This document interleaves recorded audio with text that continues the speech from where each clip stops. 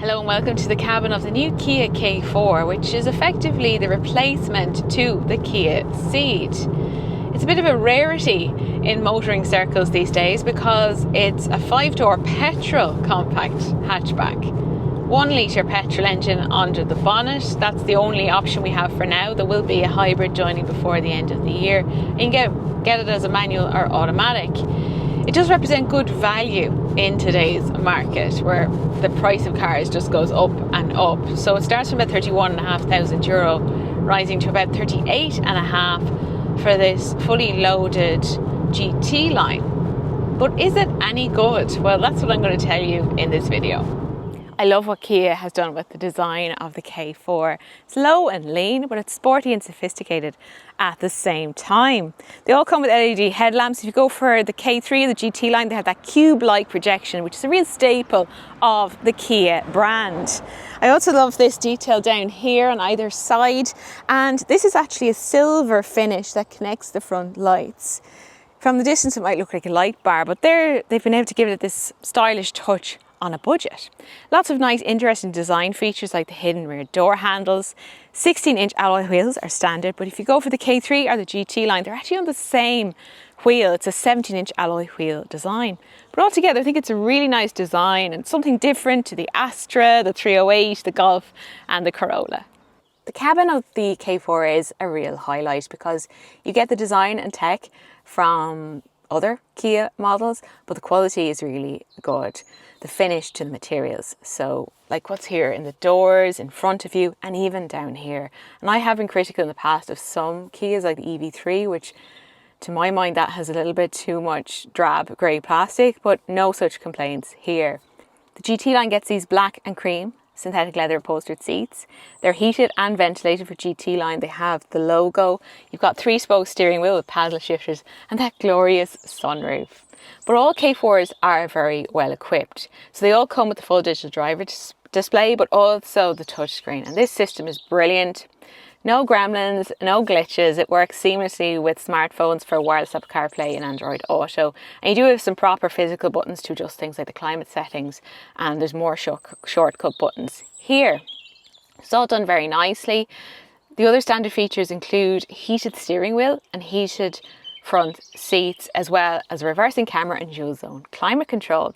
I do think the K3 is probably the sweet spot of the range on price and equipment because it adds wireless smartphone charging. You've got power adjustment and lumbar support for the driver's seat, as well as the synthetic leather upholstery.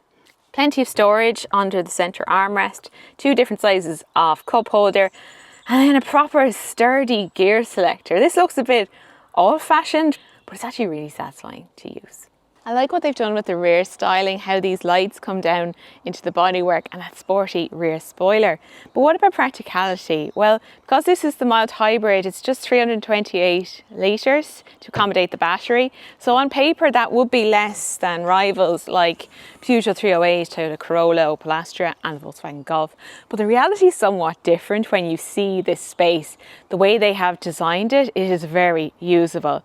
So it goes back a good deal, so you can push things to the back, but they've also created some depth here as well so that you have a good height. So it's not overly shallow as I thought it might be. There's no false floor, but I think it was a wise decision not to put something like that in because then you get all this space, and there's also a 12-volt socket. So definitely one that on paper looks like it's not going to be that good, but then when you see it in real life and you can see, yeah, this actually is usable for a compact hatchback.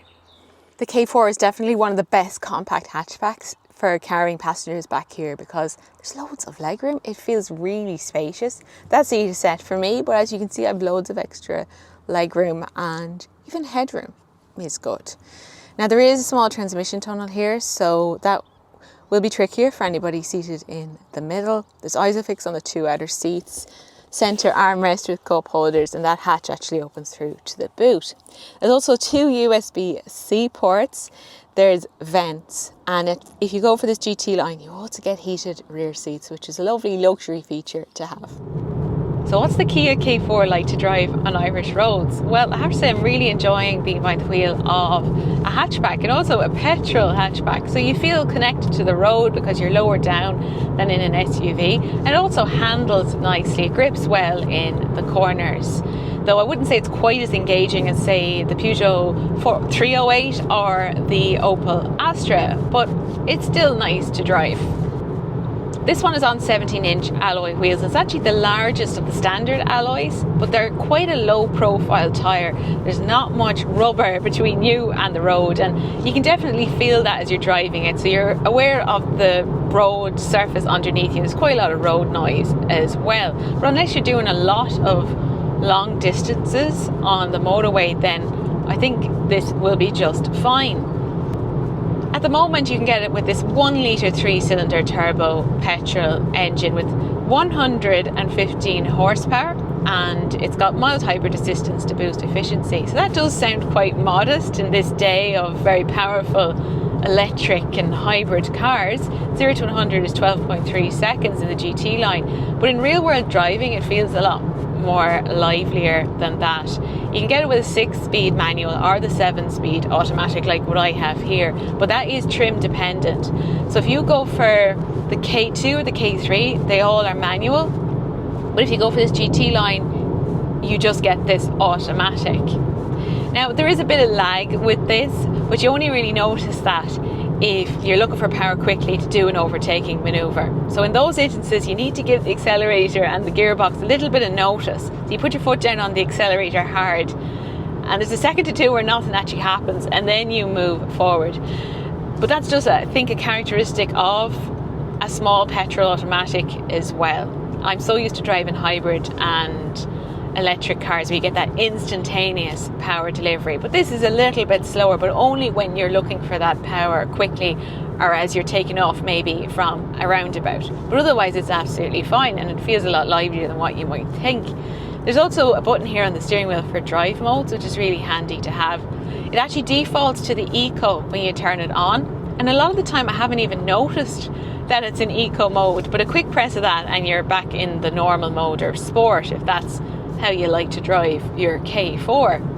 This one also has paddles behind the steering wheel, but I actually haven't been delving in those at all. I'm just letting it do its thing, and it's absolutely fine.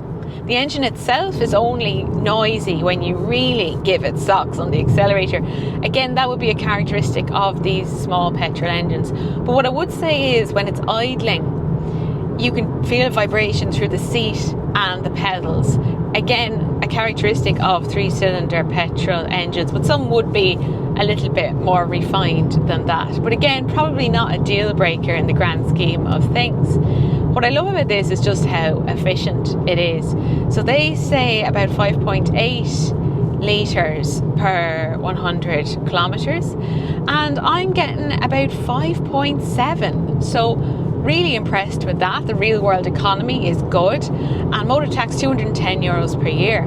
The other thing I wanted to mention about this is that mild hybrid assistance, because definitely as you accelerate, I feel like it smooths out the acceleration and it makes it feel stronger as well, having that little bit of assistance. So we are getting a hybrid before the end of the year that will have more power. It's based around a 1.6 litre petrol engine, but I wouldn't say don't just wait for that, because what's here right now is actually a lovely 5-door hatchback. But what trim will you buy? Well, I think the K3 is probably the sweet spot, because you get some of the same equipment features that are on the GT line, but you save yourself a little bit of money. Now maybe it doesn't make such a big difference if you're paying on the monthlies, but I think a nicely spec'd car, definitely not to be overlooked. It gets a bit more expensive on the list price for this GT line, but if you want that sunroof, then this is the one to have. That's all from the cabin of the new Kia K4. Really lovely hatchback. Great to be behind the wheel of a petrol hatchback again. I'm so glad that Kia didn't get rid of this in their lineup. I'm glad they didn't just say goodbye to the Ceed and not replace it, because it gives buyers something a little bit different. There's value for money here as well. Plenty of space in the back. It's practical and it's fuel efficient. What more could you want? You can read more great car reviews over on changinglanes.ie. So thanks for watching, and I'll see you soon.